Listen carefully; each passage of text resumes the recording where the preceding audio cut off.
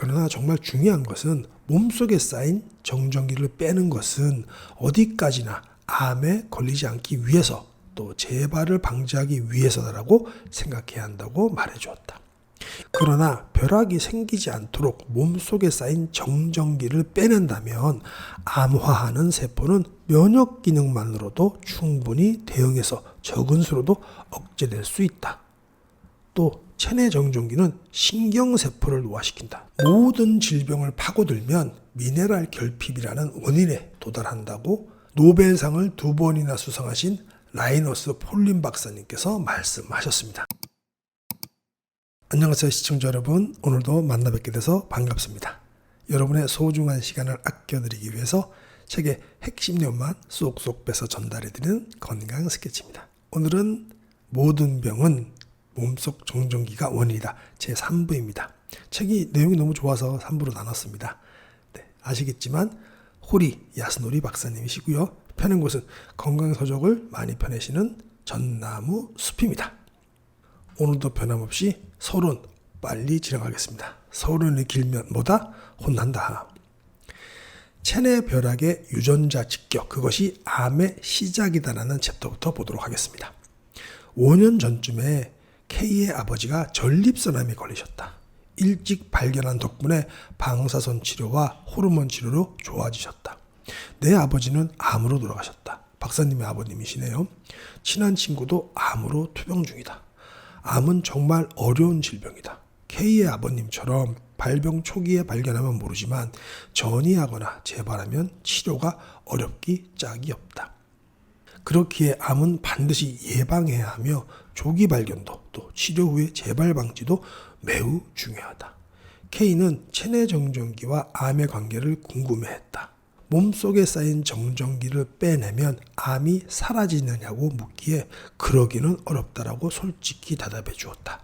그러나 정말 중요한 것은 몸속에 쌓인 정전기를 빼는 것은 어디까지나 암에 걸리지 않기 위해서 또 재발을 방지하기 위해서다라고 생각해야 한다고 말해 주었다.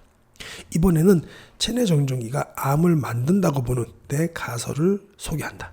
물론 암의 원인은 정전기 외에 여럿이 있다.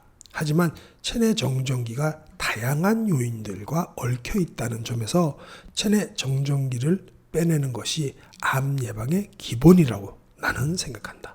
세포의 분열과 증식은 본래 유전자의 지령을 받아서 조절된다. 암은 그 조절이 받아들여지지 않는 상태로 암세포는 유전자의 지령을 무시하고 저 혼자 자립해서 끊임없이 증식한다. 중2병이 계속 도지는 거죠. 이런 암병은, 그죠? 즉 암화의 원인은 유전자의 이상에 있는 것이다.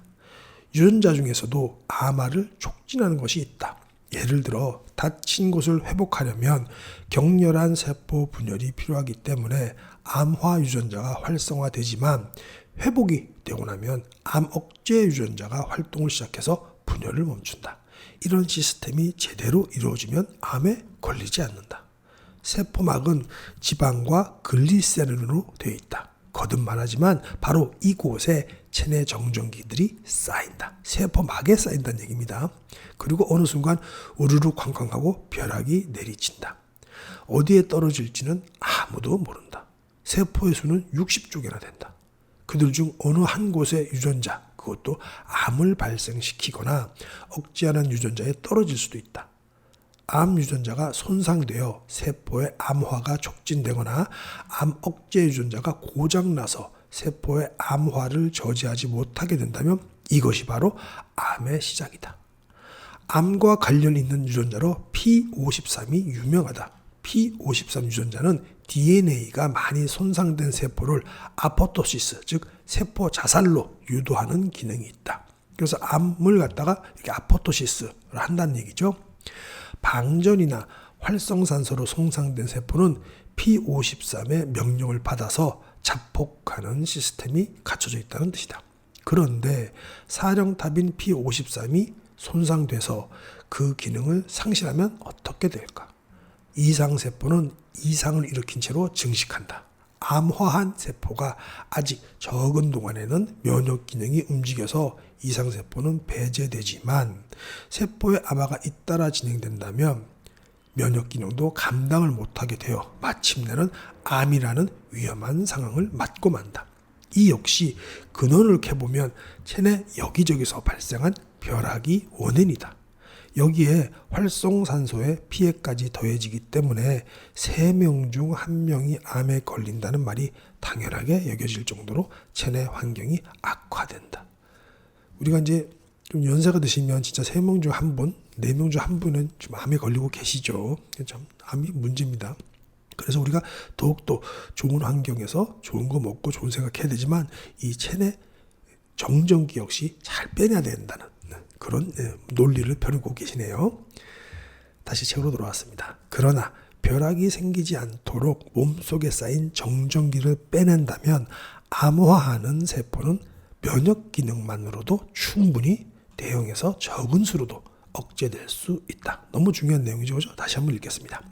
그러나 벼락이 생기지 않도록 몸속에 쌓인 정전기를 빼낸다면 암호화하는 세포는 면역 기능만으로도 충분히 대형에서 적은 수로도 억제될 수 있다. 자, 다음 챕터입니다. 체내 정전기는 신경세포를 노화시킨다. 활성산소의 발생에도 깊이 관여하는 데서 알 수 있듯이 체내 정전기의 작용은 다양한 측면에서 설명할 수 있다. 산화와 환원이라는 말을 들어보았으리라. 산화 환원 반응이란 반응물에서 생성물이 생기는 과정에서 원자나 이온을 주고받거나 혹은 화합물들 사이에서 전자를 주고받는 화학 반응을 가리킨다. 산화와 환원은 항상 짝을 이루는 관계다. 어떤 물질의 산화 과정은 반드시 다른 물질의 환원 과정과 병행해서 진행된다. 전자를 방출하는 물질이 있으면 그 전자를 받아들이는 물질이 동시에 존재하기 때문이다. 전자를 방출하면 산화, 전자를 받아들이면 환원이라고 한다. 물을 예로 들면 수소 쪽에서 보면 산소에게 전자를 빼앗겼으니까 산화 반응이고, 산소 쪽에서 보면 수소에서 전자를 받았기 때문에 환원되었다는 관계가 성립한다. 즉 반응을 바라보는 사람의 목적이나 입장 차이에 따라서 단순하게 산화 반응이니 환원 반응이니라고 호칭을 붙이지만 조금만 시야를 넓히면 양쪽 다 산화 환원 반응이라고 불러야 옳다. 그러나 현실적으로 산화 환원 반응식을 보면 산화되는 물질이 전자를 방출하는 반응과 환원되는 물질이 전자를 받아들이는 반응으로 나눠서 각각 기술하는 경우가 많기 때문에 두 반응이 따로따로 일어나는 것처럼 착각하기 쉽다. 반응식도 전자를 포함한 두 개의 반응식으로 분할해서 기술한다.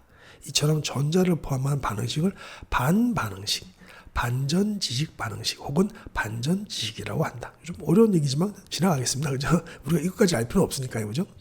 산화환원 반응은 산소와 관련돼 있다고 생각하기 쉽지만 산소의 관여 없이 산화환원 전이의 차에 따라서 자발적으로 금속이 석출되는 반응도 있다. 따라서 산화환원 반응의 본질은 산소의 관여 여부에 상관없이 전자를 주고받는 데 있다고 할 수 있다. 이 밖에도 산소나 금속의 관여 없이도 전자를 주고받는 반응이 다수 존재하는데 이들을 통틀어서 산화환원 반응이라는 개념으로 이해한다. 산소나 금속이 관여하는 반응은 방대한 산화환원 반응 중에서도 극히 일부에 지나지 않는다. 산화환원 반응은 좁은 뜻으로는 전자의 이동이 일어나는 반응만을 의미하기도 하는데 바로 전자이동 반응이라고도 부르는 매우 기본적인 반응의 하나다.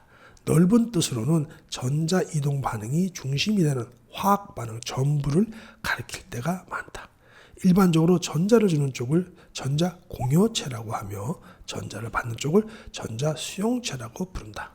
전자 이동 반응 속도에 관해서는 기본적으로 마커스 해시 이론으로 설명되는데 루돌프 마커스는 이 업적으로 1992년에 노벨 화학상을 수상했다. 우리 그래서 박사님께서 말씀하시는 건 이거 같아요. 체내 정전기가 신경세포를 노화시키는 이유는 신경세포가 체내 정전기의 영향을 가장 크게 받는 것이기 때문이라고 합니다. 그래서 체내 정전기는 활성산소 이상으로 몸을 해칠 수 있다는 주장을 펼치고 계십니다. 자, 여러분들께서 가장 좋아하시는 오늘의 결론 및 핵심 요약을 보겠습니다. 체내 벼락의 유전자 직격, 그것이 암의 시작이라는 챕터였는데요. 몸속에 쌓인 정전기를 빼내는 것은 어디까지나 암에 걸리지 않기 위해서 또 재발을 방지하기 위해서라고 생각한다고 하셨습니다. 세포막은 지방과 글리세린으로 되어 있는데 거듭말하지만 바로 이곳에 체내 정전기가 쌓인다고 합니다. 암과 관련이 있는 유전자로 P53이 유명한데요. 이 P53 유전자는 DNA가 많이 손상된 세포를 아포토시스, 즉 세포 자살로 유도하는 기능이 있다고 합니다. 정말 좋은 거네요. 그죠? P53 유전자. 세포의 암화가 잇따라 진행되면 면역 기능도 감당을 못하게 되어서 마침내 암이라는 위험한 상황을 맞고 마는데요. 이 역시 근원을 캐보면 체내 여기저기서 발생한 벼락이 원인이고 그 벼락은 체내 정전기가 원인이겠죠. 그러나 벼락이 생기지 않도록 몸속에 쌓인 정전기를 빼낸다면 암화하는 세포는 면역 기능만으로도 충분히 대응해서 적은 수로도 억제될 수 있다. 또 체내 정전기는 신경세포를 노화시킨다. 신경세포를 노화시키니까 병에 드는 거죠. 체내 정전기가 신경세포를 노화시키는 이유는 신경세포가 체내 정전기의 영향을 가장 크게 받는 것이기 때문이다. 또한 체내 정전기는 활성산소 이상으로 몸을 해칠 수 있다. 이미 1부에서는 밝혔는데 이 3부만 또 처음 보시는 분들은 그러면 체내 정전기를 어떻게 없애야 되라고 하실 거 아니에요. 그래서 제가 1부에 있는 결론 부분을 갖다가 잠시 발제해서 여기서 알려드리도록 하겠습니다. 2부나 3부만 보신 분들을 위해서 제가 1부의 요약도 한번 보도록 하겠습니다. 몸속 정전기를 빼내는 7가지 생활 수칙입니다. 첫 번째 생활 수칙은 뭐죠? 누워있는 시간이 길수록 체내 정전기의 양도 늘어난다. 지금 이 동영상을 주무시기 전에 들으시는 분이 아니라면 바짝 일어나셔서 걸으시기 바랍니다. 두 번째 생활 수칙입니다. 잘 때는 머리를 북쪽에 두고 눕는다라고 했습니다. 이게 왜 그런지 아시죠? 지구의 자기력선과 혈류로 발생한 자기력선 사이의 방향 관계를 보면은 동서방향으로 누우면 이게 플러스가 돼버리는 거죠. 혈관 내에서 크로스가 되는 거죠. 플러스가 아니고 혈관 내에서 이온의 편향이 생기게 된다. 이것이 플레밍의 법칙이다. 플레밍의 법칙 아시죠? 이렇게 손가락 이렇게 짚는 거. 이러한 이론들을 생각할 때 머리를 북쪽으로 두고 잘 때 정전기가 가장 적게 발생한다는 결론이 나온다. 자, 세 번째 생활 수칙입니다. 땅에 손을 대기만 해도 몸속 정전기가 빠져나간다. 오늘 이제 날씨는 좋아졌는데 또 중국에서 불어온 미세먼지, 또 우리가 대기가 정체돼서 미세먼지 오늘 안 좋네요. 그렇지만 또 잠깐 또 걸으셔도 되겠죠. 땅에 손만 대기도 하면 다니는데 땅에서 걸으면 맨발로 걸으면 얼마나 좋겠습니까? 생활화가 돼야 되겠습니다. 네 번째 수칙, 길게 호흡해야 오래 산다. 길게 호흡하라는 얘기가 다 모든 게 포함되어 있는데요. 짧게 호흡하면 흉시 호흡밖에 안 되잖아요. 근데 길게 호흡하면 어디까지 들어가죠? 폐속 깊숙이까지 들어가죠. 그걸 말씀하시는 겁니다. 생활 수칙 다섯 번째, 입 호흡은 이제 그만. 코로 숨 쉬어야 되죠. 그러면 두말할 나위 없습니다. 여섯 번째 수칙, 뭉친 근육을 풀면 몸이 상쾌해지니까 운동도 좀 하시고 셀프 마사지도 하시고 여유가 되시면 마사지 샵도 가셔서 릴렉스 하시기 바랍니다. 일곱 번째가 제일 중요합니다. 그죠? 일곱 번째, 식습관으로 정전기 발생을 억제할 수 있는데요. 첫 번째는 편식을 하지 말아라 라고 말씀하셨고요.